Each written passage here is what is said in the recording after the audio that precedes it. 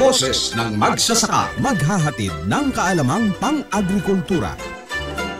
Kapaki-pakinabang sa mga magtatanim ng palay, mais, gulay, magninyog at mangingisda. Boses ng Magsasaka, ilalahad ang mga programa, proyekto at batas ng pamahalaan na maaaring pakinabangan ng magsasaka. Magsisilbing tulay ng mga ordinaryong tao upang maiparating sa pamahalaan ang mga mungkahi, hinaing at pulso ng bayan. Boses ng Magsasaka, tatalakayin at hihimayin ang mga kaalamang dapat ibahagi sa magsasakang Pilipino gamit ang siyensya, teknolohiya, makinarya at iba pang hakbangin ng pamahalaan at pribadong hanay para paunlarin ang agrikultura sa bansa. Boses ng Magsasaka, ipaglalaban ng magsasaka sa mga tiwaling gawain na balakid sa pag-unlad ng pagsasaka sa bansa. Kakampi ng magsasaka, pupurihin ang mga lingkod bayan na gumagawa ng kabutihan at tulong sa mga magsasaka. Kokondenahin ang mga tiwali at nang aapi sa mga maralitang magsasaka. Sisiguruhing iaangat at iaaho ng buhay ng bawat magsasakang Pilipino para sa kagalingan ng sambayanan.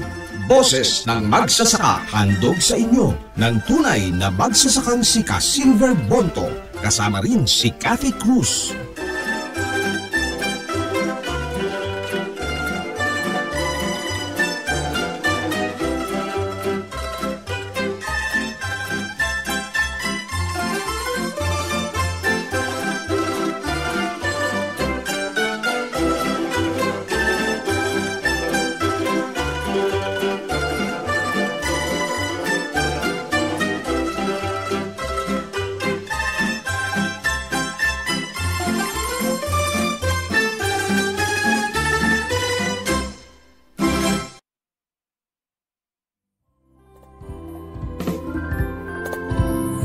Ang tinig ng magsasaka ay maririnig na laban sa kahirapan, panlipunang katarungan.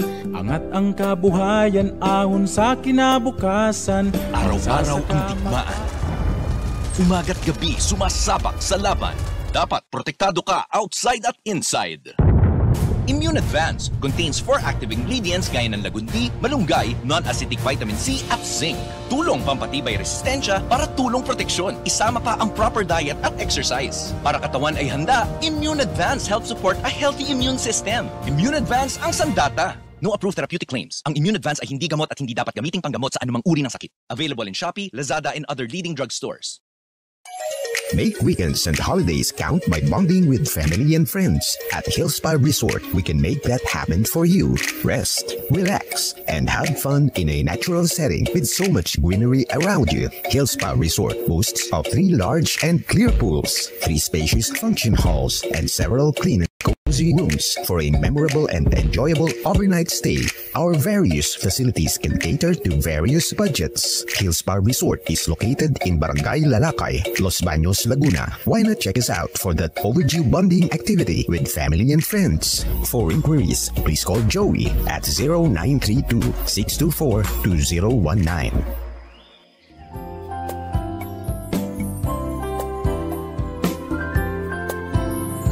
Ang tinig ng magsasaka ay maririnig na laban sa kahirapan, panlipunang katarungan. Angat ang kabuhayan, ahon sa kinabukasan. Magsasaka, magkaisa. Angat ahon, mga magsasaka. Diyos maray na adlaw sa indong gabos na makabanwa. Magandang araw Pilipinas, magandang araw Luzon, Visayas at Mindanao. At sa lahat po ng ating mga kababayan sa iba't ibang panig ng mundo. Welcome po sa ating palatuntunang Boses ng Magsasaka. Ito po ang inyong lingkod, Cathy Cruz, na inyong pong makakasama sa loob ng 1 oras. Sa mga masugid po nating taga-subaybay, maaari po kayong magpadala ng text sa 0915-258-4091 o mag-iwan po kayo ng bakas o komento sa ating mga social media pages. Nandyan po ang ating Kadpunan channel sa Facebook, YouTube, Rumble, Twitter, X. Kaya marami po kayong pagpipilian na matutunghayan ninyo ang palatuntunan ito. At bukod dyan, kung may nais po kayong ibahagi sa amin na impormasyon o mungkahi na nais po ninyong talakayin natin sa ating palatuntunan, magpadala lamang po ng sulat troniko sa boses ng magsasaka at gmail.com. Nako, isang oras na naman po tayong magtatalakayan tungkol sa mga dapat ninyong malaman tungkol sa agrikultura. Sa sektor po ng agrikultura ngayon ang ating pag-uusapan. But, eto pong particular na topic po natin o paksa natin ngayon ay tungkol sa industriya ng asin. Nako, sino ba ang hindi gumagamit ng asin? Alam po natin na napakahalaga po ng asin sa buhay ng tao, di po ba? Hindi lamang po ito panluto, kundi nagagamit din ito sa medikal. So, hindi po ito ganun sabihin na natin na pwede nating isa-isang tabi. Ito po ay isa na sa mga pangunahing pangangailangan natin katulad po ng bigas. Pero, ano po ba ang sitwasyon ng industriya ng asin sa ating bansa ngayon? Malalaman po natin yan ngayong umagang ito dahil po sa ating panauhin ngayon na dati po ngayon po ay isang Vice President for Operation ng Salinas IM Corporation, gayon din ng Pacific Farms Incorporated. Siya rin po ang Pangulo ng Philippine Association of Salt Industry Network o mas kilala bilang PhilAsin. Siya po ay walang iba kundi ang ating pinagkakapitaganan, walang iba kundi si Ginoong Gerard C. Honghun. Magandang umaga po sa inyo, Sir Gerard. Magandang umaga, Cathy, at sa mga manonood. Isang karangalan po ito na binigyan niyo po kami ng pagkakataon na makapanayan po kayo, Sir Gerard. At sigurado po ako marami po kaming first time na malalaman tungkol po sa industriya ng asin. Moving forward, Sir Gerard, maganda siguro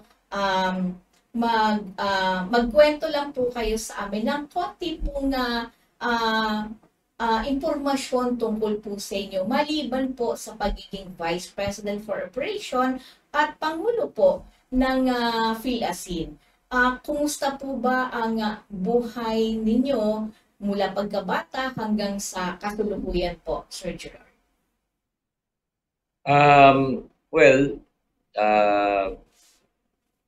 Nagsimula ako sa larangan ng, ang una kong bisita sa isang asinan is ako'y 10 taon ang aking edad. So 10 years old lang ako, nagpupunta na ako ng asinan. So doon ko naranasan ang gaano pala ang hanap buhay at ang hirap ng mga mag-aasin, kung paano gumawa ng asin. At nag-aral din ako sa college ng legal management. After that, ako ay nag-aral sa abroad ng salt engineering sa China. At doon naman natin napag-aralan ano ang mga siyensya tungkol sa larangan ng asin, ang area ng physics, chemistry, biology ng asinan, pinag-aralan din natin. At kung paano gumawa ng mga iba't ibang mga produkto na gawa sa asin. So, in-apply po natin yan at sa mga ilang taon na to, the last 2 to 3 decades, nakita ko rin na nagde-decline ang ating salt industry. Pakonti ng pakonti ang asinan at lumiliit ang production ng Pilipinas. So, may mga kaibigan tayong mag-aasin at yung mga kaibigan natin, nagkukwentuhan kami kung bakit lumiliit ang industriya ng asin. At kaya naman, nagpulong-pulong kami, mga mag-aasin sa Pangasinan at mga mag-aasin salt producer sa Occidental Mindoro, nagpulong kami upang magbuo ng panibagong asosasyon, ang PhilAsin. So hindi naman ito ang kauna-unahang asosasyon. Meron ng mga dating asosasyon gaya ng Philippine Chamber of Salt Producers. Pero yun yung mga asosasyon na established in the 80s. So ito na siguro yung successor association ng, kumbaga, you can say yung iba ay mga anak na ng mga membro ng original association. Pero sa ngayon, may panibago tayong mandato sa association upang itaguyod ulit at ipaglaban ang industriya ng asin sa Pilipinas. Yan po. Napaka-short pero napaka-laman ng inyong binahaging informasyon sa amin. So talagang bata pa lang po pala kayo ay talagang industriya na ng asin ang nasa paligid ninyo. At nagkaroon nga kayo dahil dito, nagkaroon po kayo ng interes upang ika nga natin ay mas malaman pa kung ano ang mga iba't ibang gamit ng asin po. At kanina po nabanggit po ninyo yung Philippine Chamber of Salt Producer, no, sa ating bansa na in 1980s. Hanggang ngayon po ba buhay pa po ito? Hindi na po active 'yan. Meron na pong reorganization na naganap, kaya nagtayo na lang po tayo ng bagong asosasyon, the Philippine Association of Salt Industry Networks, na kung saan mas malawak po ang coverage niya, mas inclusive po. This is now truly a nationwide organization, and kasama po ang mga, hindi lang mga salt producer, kung hindi kasama ang mga membro ng akademya.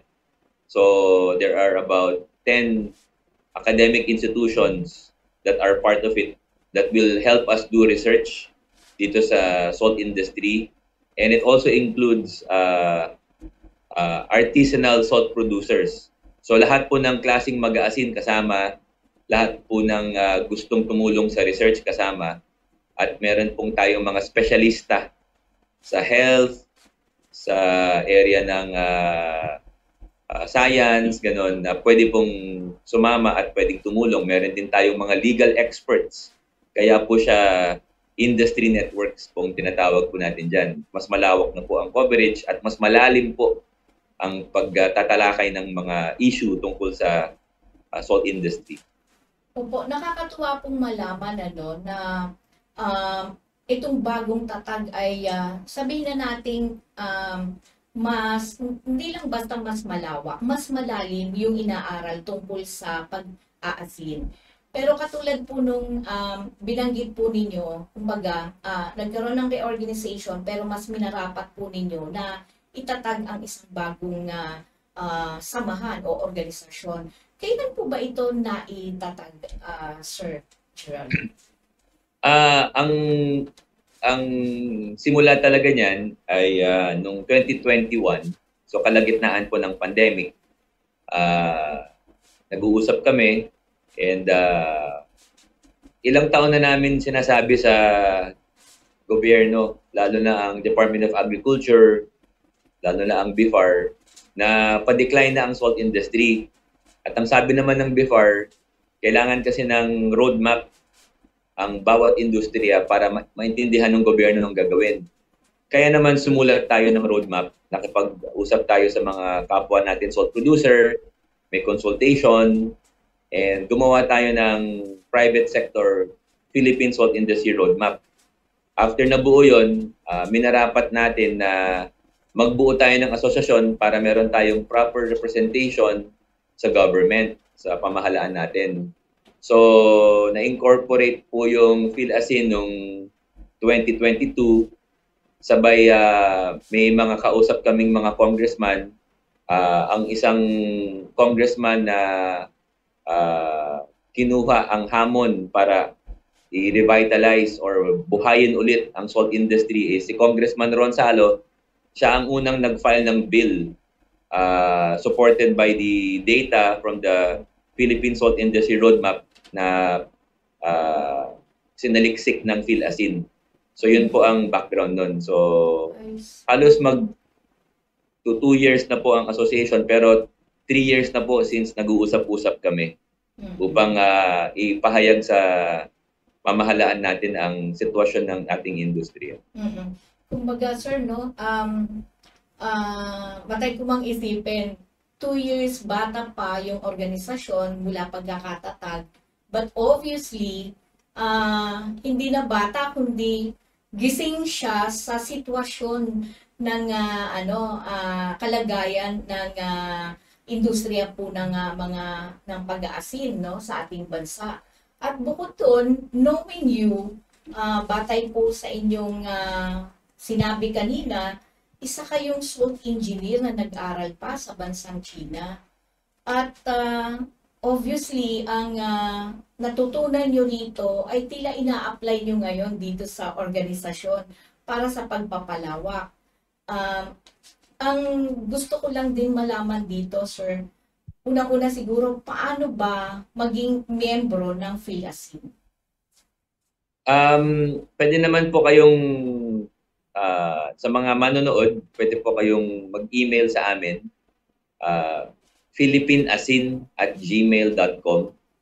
Magpakilala po kayo at magtatawagan po namin kayo. Kumustahin namin kung saan pong sector kayo galing. Kayo ba ay salt producer?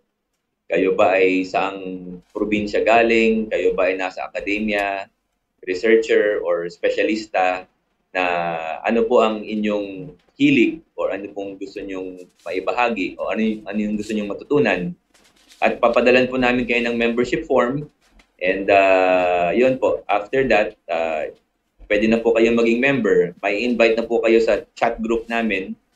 At mas mahalaga kapag meron mga forum sa tinatawag ang gobyerno natin, you will receive an invitation para nalalaman niyo po ang mga nangyayaring mga usap-usapan at mga issue. Sir, kanina may binanggit kang 10 academic institution na miyembro po ng PhilAsin. Ano po itong academic institution? Can you name them? I can name some. These are the 10 provinces na galing sa tinatawag na Type 1 climate provinces.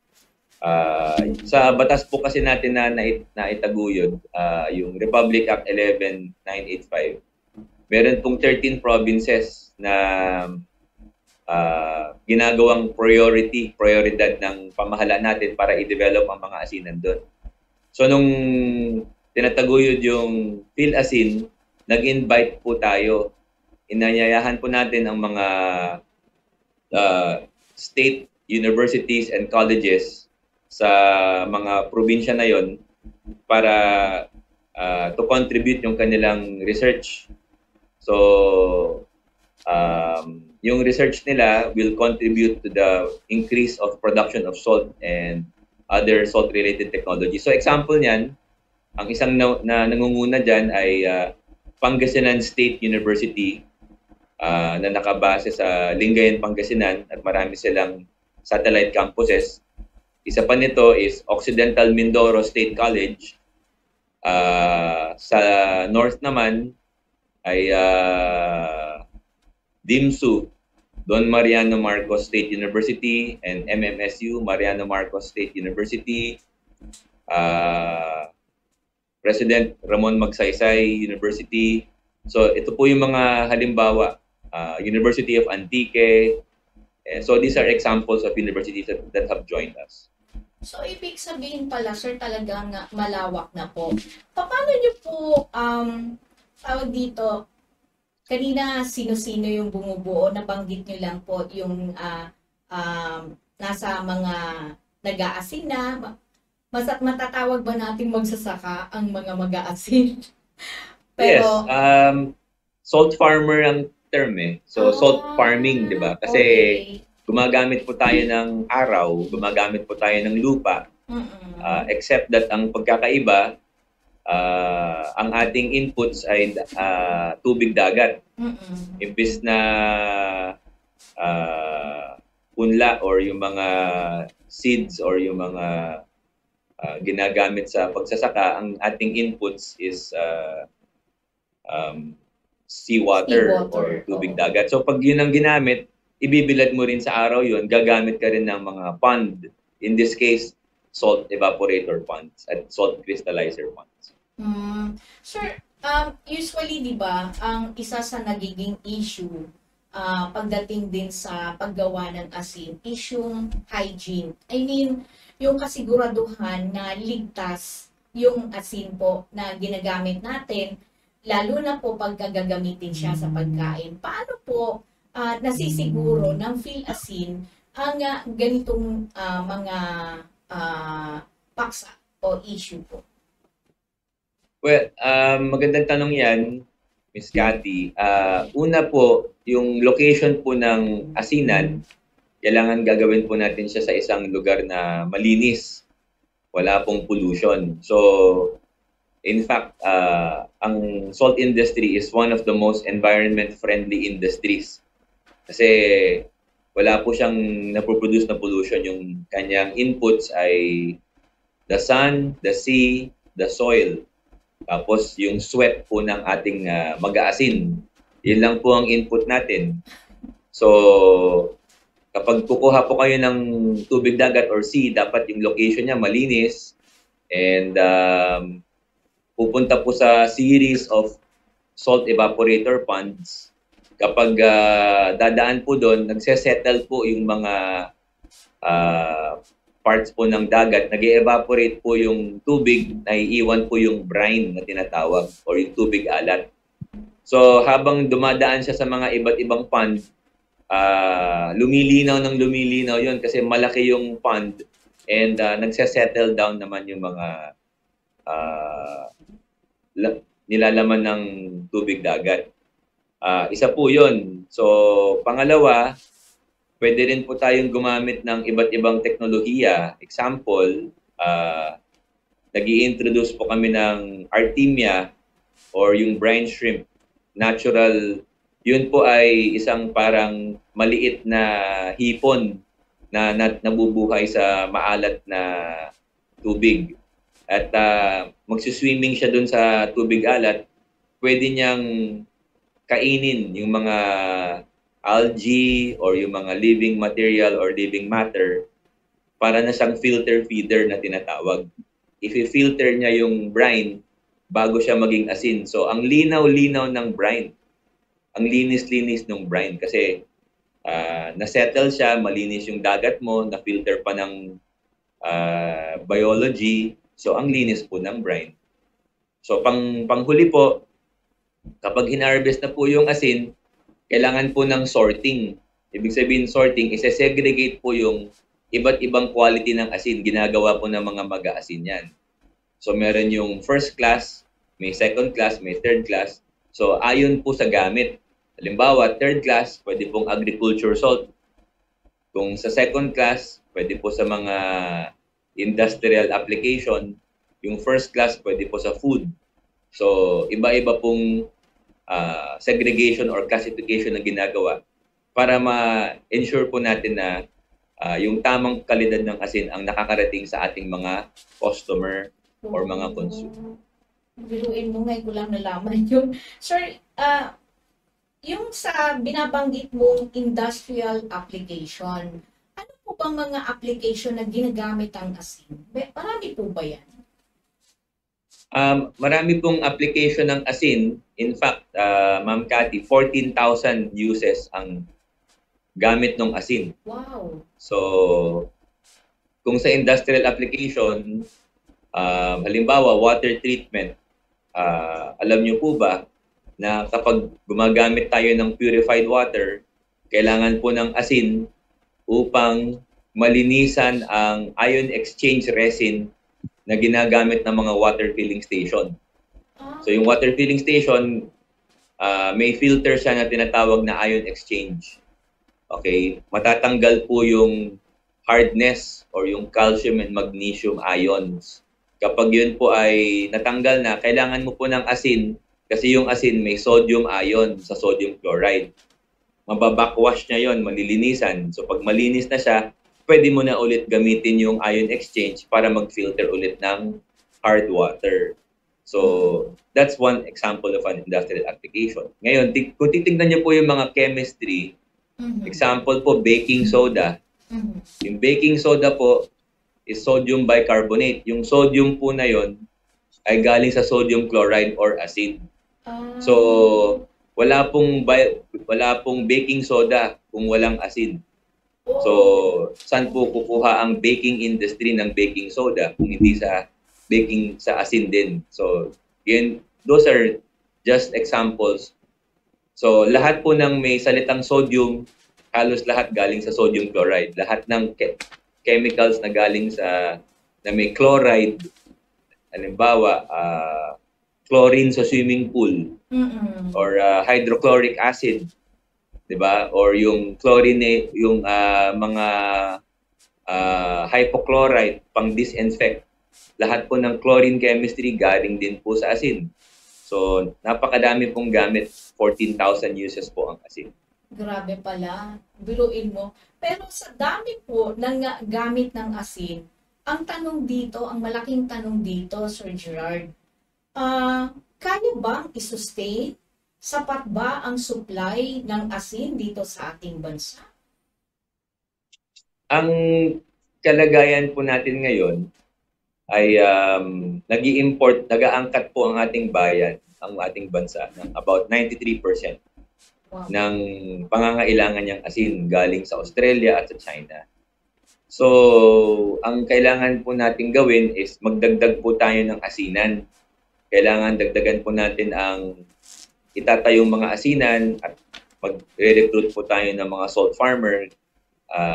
Gagawa po tayo ng panibagong hanap buhay para matulungan po ang ating mga salt farmer. So, pag ganun po, eventually, matutustusan natin ang pangangailangan ng bansa.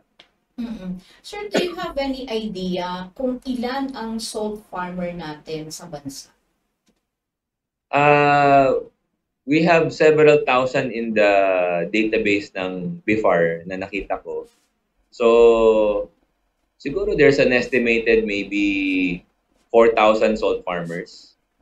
So, ganun po kadami ang salt farmer natin. Pero, mas malaki pa ang pangangailangan ng bansa. So, eventually, paniniwala namin, we can supply between 50 to 100,000 jobs na kapag na-develop natin ng salt industry. Ano po yung mga ginagawa po ninyong hakbang ng PhilAsin in particular para magtagumpay po ang industriya po ng pag-aasin? May mga na-mention na kayo kanina, pero ano po yung konkretong ginagawa po ninyo para po talagang yung industriya po ng pag-aasin ay hindi lamang basta yumabong, kundi magkaroon ng kakayahan ang Pilipinas para makapag-produce ng asin sa lahat ng pangangailangan po natin? So, magandang tanong po yan. Ano ang konkreto na ginagawa ng PhilAsin? Ang pinakauna pong project or objective ng PhilAsin sa nakaraang 3 taon ay ipasa po itong bill na tinatawag na Philippine Salt Industry Development Act. So, nagsimula kami niyan 2021 at ang magandang balita na ipasa na nga, pinirmahan na ni President Bongbong Marcos noong March 11, 2024. So, yung po ang bunga ng ating 3 years o 3 taon na pinaghihirapan. Bakit ba kailangan itong batas? Kasi ang nangyari po sa loob ng 3 dekada ay wala pong number 1, wala pong ahensya ang in charge po sa asin, so salt industry. Kung itatanong niyo po sa iba't ibang ahensya, wala pong nagsasabi na sila po ang in charge or mandato nila na alagaan ng salt industry.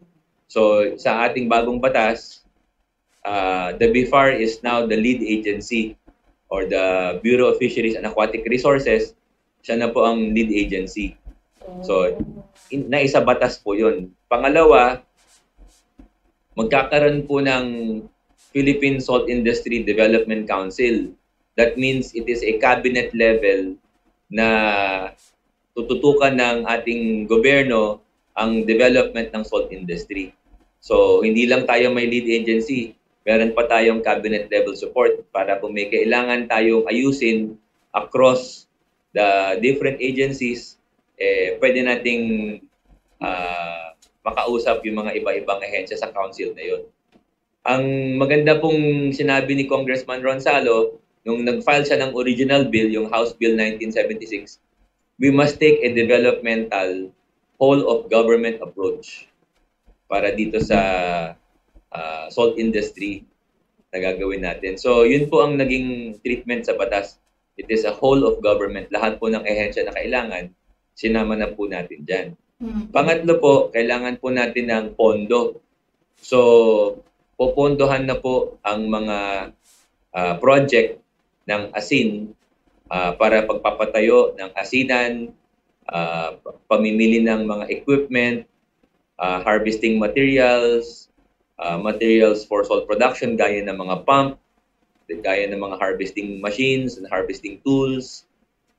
Dadagdagan po ng pondo para sa warehousing, para sa tag-ulan. Pwede po nating maitago yung asin at maggagawa po ng mga daan asinan or mga roads. Yan po ay popondohan ng tariff na ipapataw sa imported salt. So magkakaroon po ng 9% tariff, kasama na rin po sa batas yan. So meron na pong tariff sa imported salt, sabay meron pang GAA or budget na ilalaan ng BIFAR. So napakarami po, kasama po ang research and development, kasama po ang suporta ng mga asosasyon at kooperatiba, lahat po ng mga qualified na salt producer i-invite at magkakaroon po ng mga training para po dumami ang mga mag-aasin. So sa dami po ng support na yan, kailangan gagawin naman po ng PhilAsin at ng mga salt producer ang bahagi namin kasi meron na po tayong batas. So yun po yung project namin of the last 3 years. Ngayon na may batas na po sa hinaharap, nakatuon na po tayo sa implementation ng batas. So kaugnay, kailangan natin makapanayam ang mga iba't ibang ahensya ng gobyerno para sa implementation ng batas na ito. So we look forward sa pakikipag-usap at collaboration sa mga iba't ibang ahensya na nakailagay doon sa batas. Alam mo, sir, sa totoo lang, masasabi kong tagumpay ang PhilAsin sa lahat ng effort na ginawa po ninyo. Kasi can you imagine, nagsimula lang po kayo sa pag-uusap, nag-meeting lang kayo yung mga sa grupo ng Pangasinan at saka Occidental Mindoro, 3 years. And then after, diba, na itatag nyo ang PhilAsin. After that, nag-move forward na kayo, nakakuha po kayo ng suporta mula sa isang kongresista at ngayon, meron na pong batas. Pero katulad ng sinasabi ninyo, mararamdaman ang tunay na epekto o sabihin nating pakinabang nito ng bansa at pakinabang ng taong bayan pagdating po sa implementation. Dagdagan ko lang po. Sa loob na 3 years po na yun, ang dami pong nangyari. After the filing of, so na-prepare po namin yung roadmap na sinamit sa mga sa mga iba't ibang ahensya ng gobyerno. So kasama na po yung DTI, DOST, Department of Agriculture, the BIFAR. So, ang dami po naming nilapitan, National Nutrition Council. Tapos, nung November 2022, nagkaroon po ng the first Philippine Salt Congress. 300 participants po na stakeholders, salt producers from Pangasinan and Mindoro. Nagpulong-pulong po kami sa Lingayen, Pangasinan, sa Season Auditorium, hosted by Pangasinan State University and BIFAR. Yun po ang kauna-unahang Salt Congress. Doon po pinag-usapan ang mga kailangan hakbang na gagawin. At marami pong nag-attend the agency. At isa pa pong nangyari is, after the filing of Congressman Ron Salo, maniwala po kayo, more than, I think, 6 or 7 congressman ang nag-file po ng mga counterpart bill. Sa Senado naman po, so sa Congress yun, kasama si Congressman Wilbert Lee, Congressman Mark Enverga. So yun po sa Congress. Sa Senate naman po, si Senator Cynthia Villar, nag-file po siya ng counterpart bill. At nasundan naman po ng 6 na senador ang nag-file din po ng counterpart bill. So ang ibig po sabihin nun, broad ang support po sa salt industry. Nang mamulat ang mata ng ating mga mangbabatas, sabi nila, ba't nagkaganito ang ating bansa? Pati ba asin, ini-import na natin, di ba? Yeah. So, yun lang po ang kailangan nating gawin is sustained awareness. So nagkaroon po ng Salt Congress, nagkaroon po ng media awareness, and nasuportahan po tayo ng business community. The Philippine Chamber of Commerce and Industry, the business sector, it was led by Dr. Sergio Ortiz Luis Jr. and the president at the time, si Mr. George Barcelon. So, sila pong nag-udyok na sabihin nila na sa LEDAC maging priority bill po. So, ang dami pong tumulong, no? Marami pong tumulong para magkatotoo po itong bill na to. So, nagpapasalamat po ang PhilAsin sa kanilang lahat.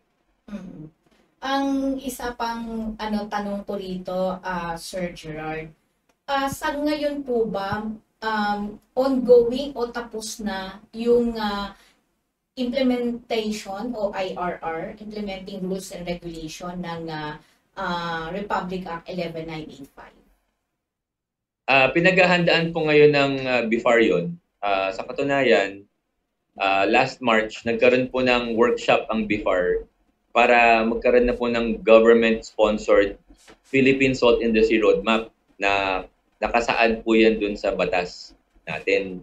So, in that workshop, that was very well attended. Siguro mga 400 ang nag-attend via Zoom. And nationwide po yun.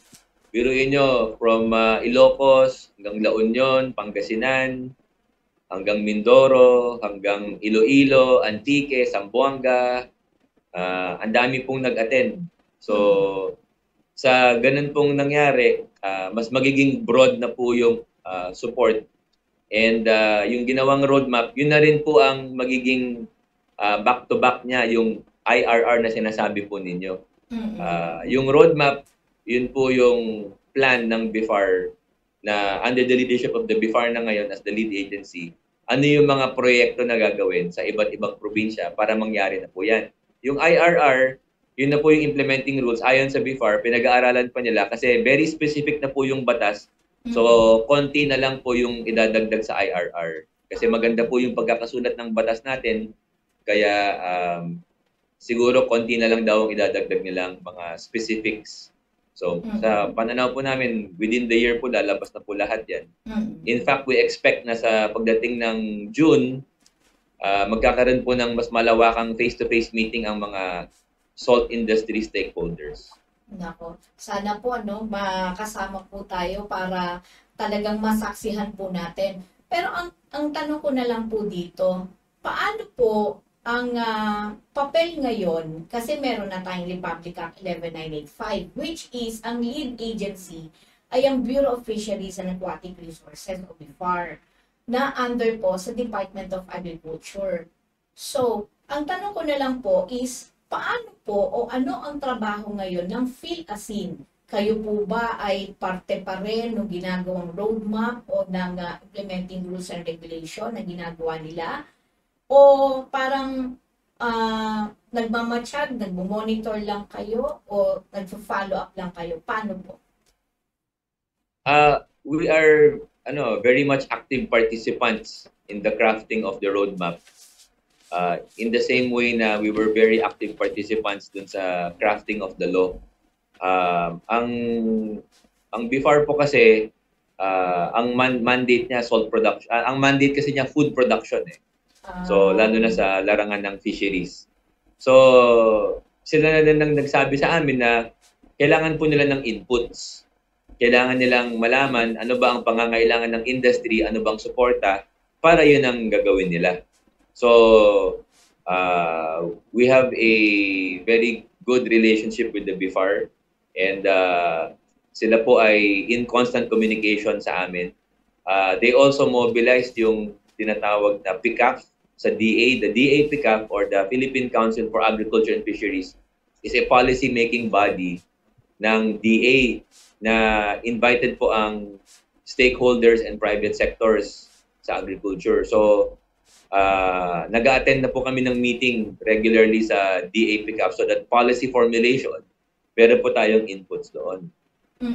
So, dati po, wala pong gano'n ang salt industry. Wala po tayong representation, wala po tayong boses.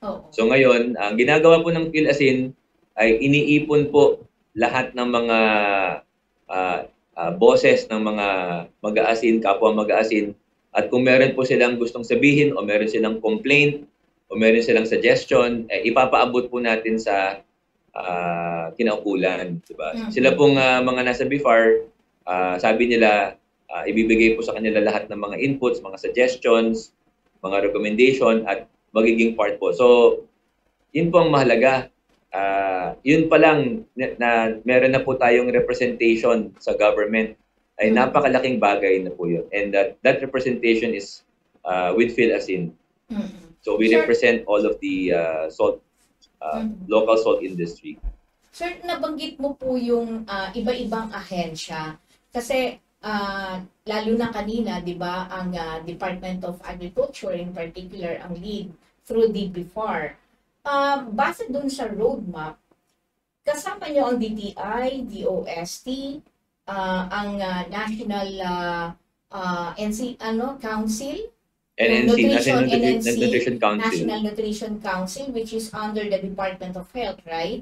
So, Yes. Opo, ang tanong ko, ano ang magiging papel, simulan ko sa DOST, ano po ang magiging papel ng DOST sa industriya po ng pag-aasin o dito sa ilalim po ng Republic Act 11985?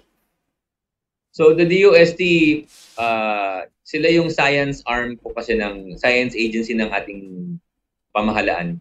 So lahat po ng technology, pwede nilang i-develop at halimbawa po, in the last 20 years, nag-develop po sila ng mga iodizing machine na yun po ang ginagamit po ng mga iba't ibang salt producer natin.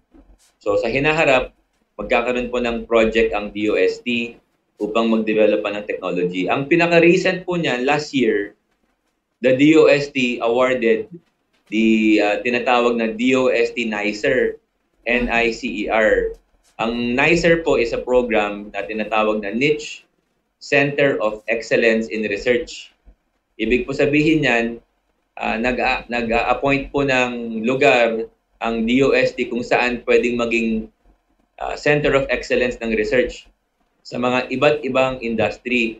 So halimbawa, mayroong NICER para sa bigas, mayroong NICER para sa isda, mayroong NICER para sa gulay, sa mga puno, sa mga prutas. So meron na rin pong NICER para sa asin. Ito na po yung Pangasinan State University. They awarded 90 million for the NICER project. Wow. So biruin mo yun, magkakaroon ng permanent research center ang salt industry na makikinabang ang buong salt industry. Alam niyo po, ang mga iba't ibang bansa, gaya ng India, China, US, Japan, matagal na po yung kanilang research center sa salt industry, more than 30, 40, 50 years. Tayo ngayon pa lang tayo magkakaroon ng sariling research center. So, at least nagkaroon na po tayo ng commitment. So, yun pa lang from the DOST. Nagpapasalamat kami kay Secretary Renato Solidum na nabigyan niyo po ng budget at suporta ang salt industry sa pamamagitan ng pag-award ng NICER po sa Pangasinan State. Sir, paano naman ang papel ng DOH o ng NNC, National Nutrition Council? So ang DOH at NNC, sila po talaga ang mandated agency sa implementation ng Republic Act 8172, ang ASIN Law.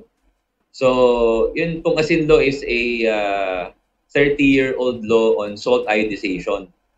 So since ang mandate po ng batas na yon is maging iodized po ang mga asin na ginagamit po ng pangkain ng tao, kailangan po natin makipag-ugnay sa agency na yon upang masigurado na ang implementation ng batas na yon at yung implementation ng bagong batas na to ay synchronized. Di ba po? Kasi you can imagine yung ginagamit po nating asin ngayon, karaniwan ay imported. Gagawin na po nating local salt yan. At kailangan po ng local support sa mga salt farmers, equipment, training, mga ganyan po, upang magsigurado na yung mga mag-iodize po na salt farmer natin ay masuportahan po ng kailangan pong mga gamit, training, at equipment, and so on.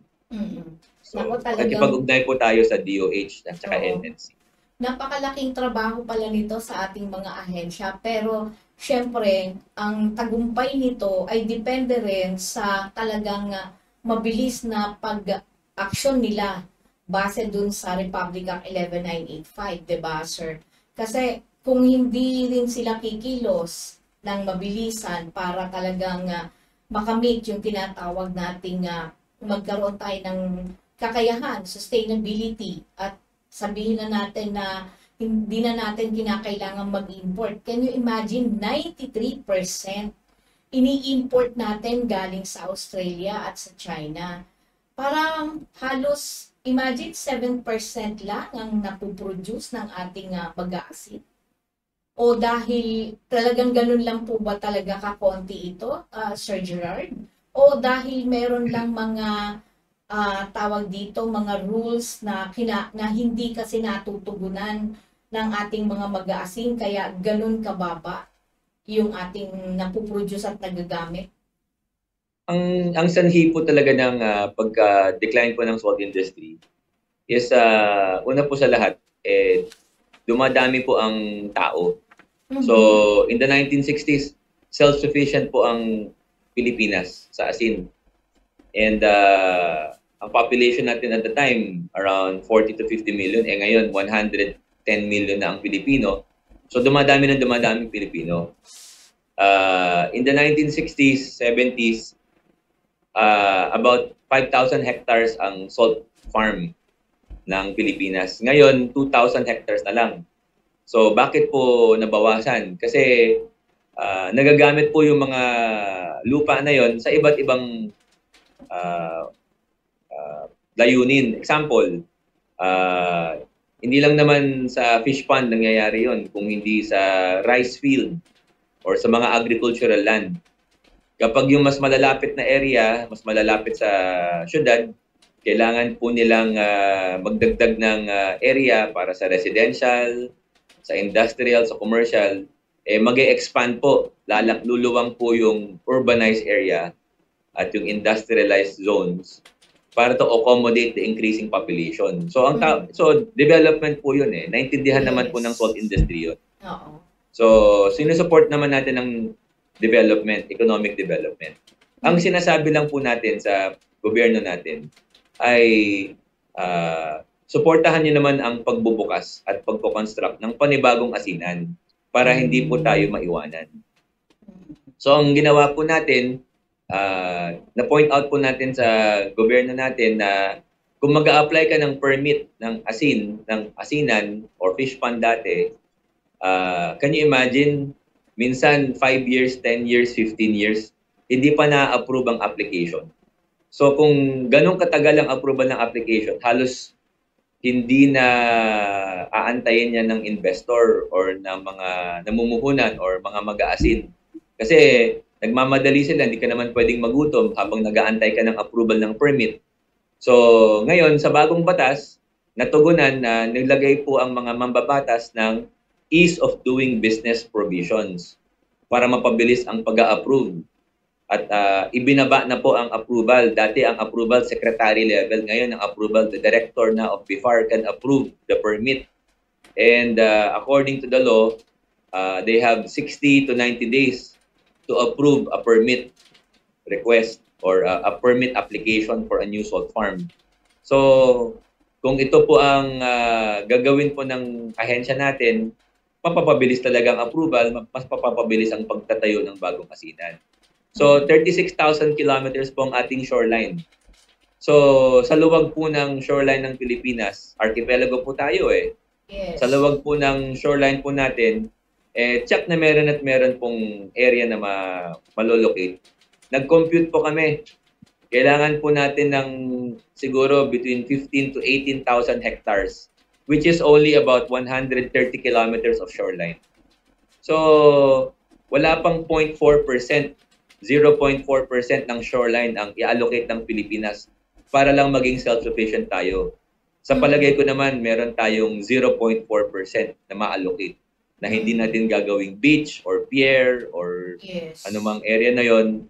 At maluwag pa po ang lugar natin para magpatayo ng asinan. So yun po ang nakikita po natin na mabubuo po natin sa mga darating na taon. Yes. At saka, sir, ako, tingin ko lang, bago ko basahin yung isang texter ng ating, ang tingin ko lang din, mukhang kailangan din na makasama rin ang DNR. Kasi, di ba, sila rin ang nangangasiwa dun sa mga, pagdating sa mga lupa natin na mga idle lands natin na malapit sa dagat, di ba? At least makikita pati natin kung ilan ba yung mga idle lands na malapit sa karagatan, malapit sa shoreline, na pwedeng pakinabangan at sabihin na nating pasado para gawin siyang salt pan, di ba, Sir Gerard?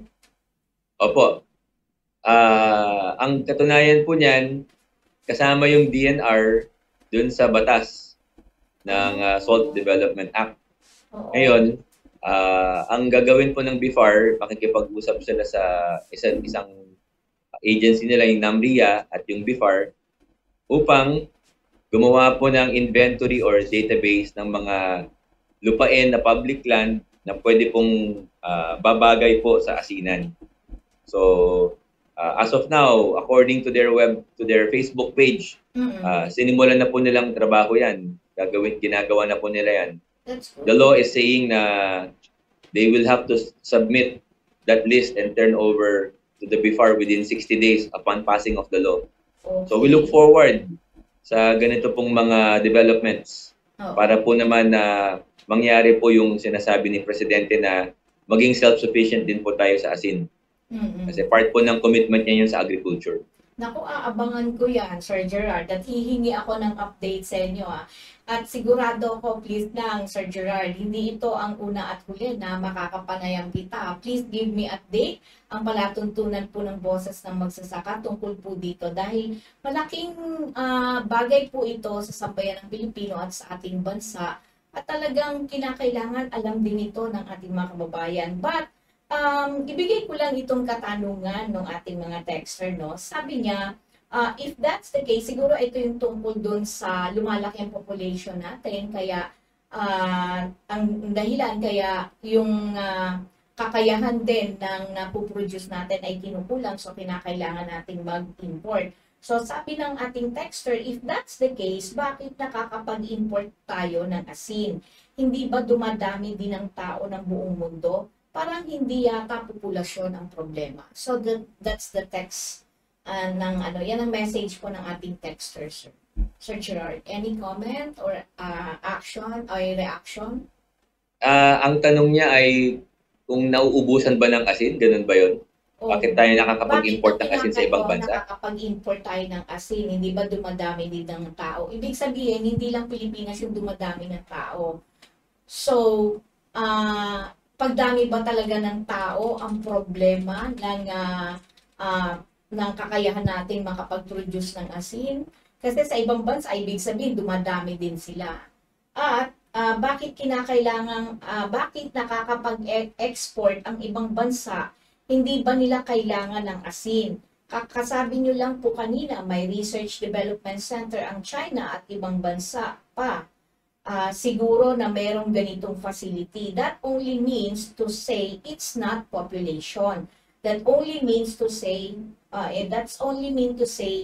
na hindi nga raw populasyon yung issue. Yung problema talaga. Well, magandang tanong po yan. Population is one issue kasi dumadami ang tao, so lumalaki ang konsumo. Ngayon, having said that, yung mga ibang bansa, matagal na po nilang naging policy na kailangan nilang mag-produce ng sarili nilang asin. So, yung mga batas nila, yung mga governance nila, yung mga pag-approve nila ng mga permit, yung mga salt industry meetings nila, maayos po. So, ang nangyari po sa ating bansa, hindi po natin naging priority ng ating pamahalaan ng salt industry ng napakatagal. Pero hindi bale, meron na tayong batas, meron na tayong industry, so pwede na nating gampanan yung mga yon. So, yung mga ibang bansa, ay bigyan ko kayo ng halimbawa, no, Miss Cathy. Yes, sir. Ang Vietnam is 77% self-sufficient. Okay? that means they only import 23% of their salt. And alam nyo ba, 3,000 kilometers lang ang kanilang shoreline. Wow. Mas maiksi ang shoreline nila, pero bakit sila 77% self-sufficient? Ganon kasi ang policy ng Vietnamese government is gusto nilang gamitin yung kanilang available coastal resources upang maging self-sufficient sa asin. So it's a matter of government policy. Meron silang Ministry of Agriculture and Rural Development na ginawang priority ang salt production. At nag-allocate talaga sila ng area. And that was 30 years ago. So ngayon, 77% self-sufficient sila, di ba? Konti na lang ini-import nila at nagdadagdag pa sila ng asinan. So pwede rin natin gawin yun. In fact, with this new law, magsisimula na po tayo para gawin yan. So hindi naman po mauubos ang asin sa dagat. So, di ba po? Correct ka dyan, Sir Gerald. Pero talagang sabi nga natin ay napakaraming oportunidad ang mabubuksan kung tamang maipapatupad etong Republic Act na ito, di ba, Sir Gerald? Pero syempre, ang isang tanong ko rito, paano po ninyo matitiyak na hindi ito sasamantalahin ng mga mayayamang mga ngalakal o oligarkong industriya ng mga mag-aasin? Sir Gerald. Well, I don't know what you mean by pagsasamantalahin, pero we are inviting investors now to support the salt industry. Lahat naman po ng industry may competition. So, part po ng pinag-aaralan ng PhilAsin is how do we make a locally competitive salt industry? Kung mas marami pong sumama na player at mas maraming investor at mas maraming mag-aasin, mas maganda para mas papabilis tayong magiging self-sufficient. So, yun po ang aming invitation sa mga nakikinig ngayon. Sir, isa pa po ay may nakikita po ba kayo mga posibleng balakid sa pagsasakatuparan nito o pagpapabuti ng industriya ng mag-aasin? Sir Gerald. Well, the law is clear kasi nakabalangkas na dun sa batas kung ano yung mga solution. In fact, halos lahat ng mga pinag-usapan namin na kailangan ng industry na ilagay sa batas. So, ang wala na pong balakid, ang kailangan po natin ngayon, implementation. Okay? We have to execute yung mandate po ng batas. And as PhilAsin, we will play a very active role in working with government agencies, working with our salt farmers, salt producers, para may representation po tayo sa government agencies. Meron po tayong representation ng we're representing our salt industry. At tayo rin ang gagawa tao rin ang gagawa, tao rin ang magha-harvest ng asin. So, it is up to us now. So, sa tulong ng Panginoon, harinawa ay mangyari po lahat ng ating pinaplano. Ano po ang mensahe ninyo sa mga opisyal ng ating pamahalaan, sir? So, ang aking mensahe is una po sa lahat, salamat po sa inyong lahat, sa mga iba't ibang ahensya na nabanggit ko na kanina, sa inyong suporta at nagkatotoo itong batas. Sa Senado, sa Kongreso, sa House, sa mga iba't ibang agency, lalo na ang BIFAR, DA, PICAP, DTI, DOST, NNC, pati na yung mga business sector, the Philippine Chamber of Commerce and Industry. Dahil po nagsama-sama lahat, pati na yung mga academic institutions na nabanggit ko kanina, dahil nagsama-sama lahat ng Congress at tuloy-tuloy na sinusulong ang pagpapasa ng batas, nangyari po lahat yun. At ngayon na po na may batas na po tayo, it is actually the beginning, not the end. It is the beginning of our hard work. So, gagawa na po tayo ng pamamaraan para magkaroon po tayo ng asin at maging self-sufficient po ang ating bansa. So, I look forward na makipag-usap at makipag-panayam to collaborate with the different agencies. We look forward to working with you. At syempre, mensahe mo naman sa mga magsasaka na nasa industriya po ng asin at mga namumuhunan dito. Salamat po sa suporta ng mga mag-aasin at sinuportahan niyo po ang PhilAsin through your membership, through your attending our meetings, and through your participation kung may mga kailangan kayong ipamahagi o ibigay na mensahe at natatanggap naman po natin. Ang kailangan po natin ngayon ay magkaisa po tayo, lalo na ngayon na meron na tayong batas. Magkaisa po tayo kasi lahat po ng bansa ay nanonood po sa atin kung ano ang magiging implementation po natin ngayon. So, it's hard work, but nevertheless, it's fulfilling work. Kasi biruin niyo po, yung asin na gagawin po natin, kakainin po ng 110 million Filipinos. Ano pa bang produkto ang masasabi natin na we are the salt of the earth, ika nga?